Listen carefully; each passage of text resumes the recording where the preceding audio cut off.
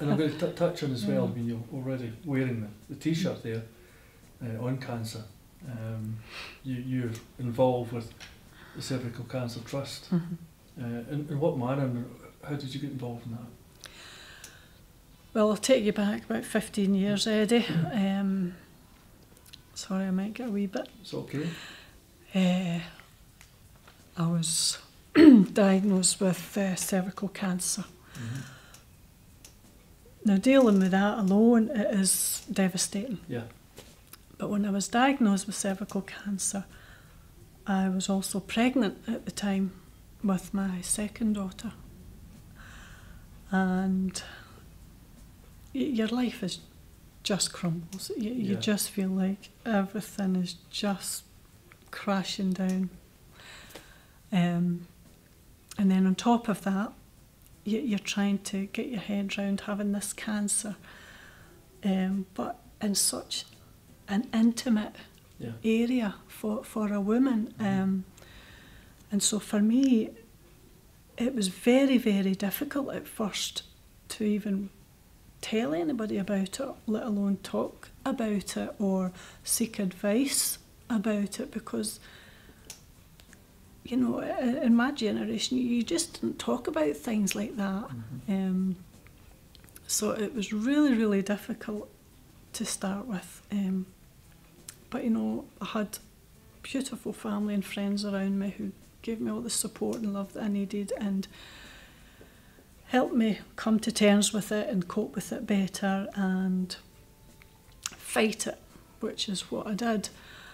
And I told myself that when I went into remission, I would do everything I possibly could to raise awareness of cervical cancer, because at the time when we were going through it as a family, it was a taboo subject. It really, really was. People didn't want to talk about it. It's very difficult to get information about it. Thankfully nowadays, though, you know, 15 years on, you do have resources there. You have charities like Joe's Cervical Cancer Trust who offer impeccable information and support.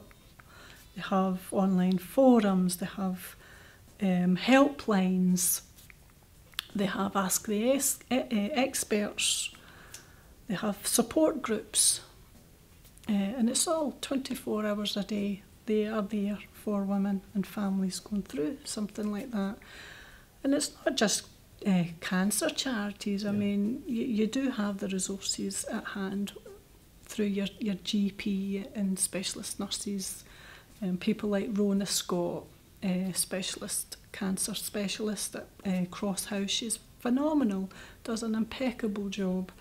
I think one of the things you mentioned, the word taboo earlier on there, is you hear people say the big C, you know.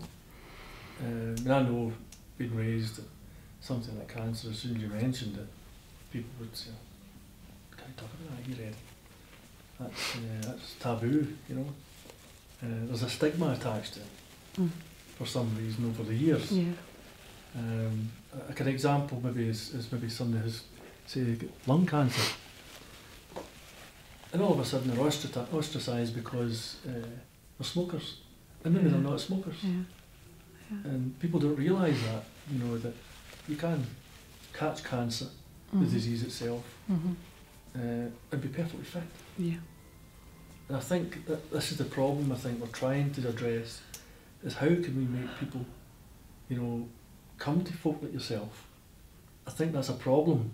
There's a bridge that's not quite sort of gapped, and we need to try and fill that gap. Do you agree with that?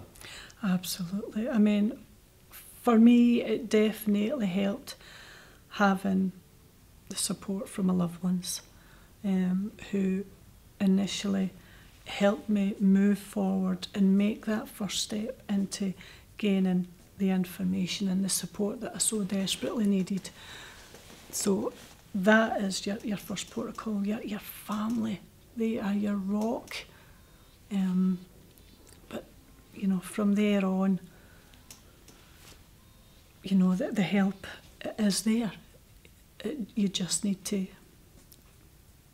to go out there and grab it and fight for your life.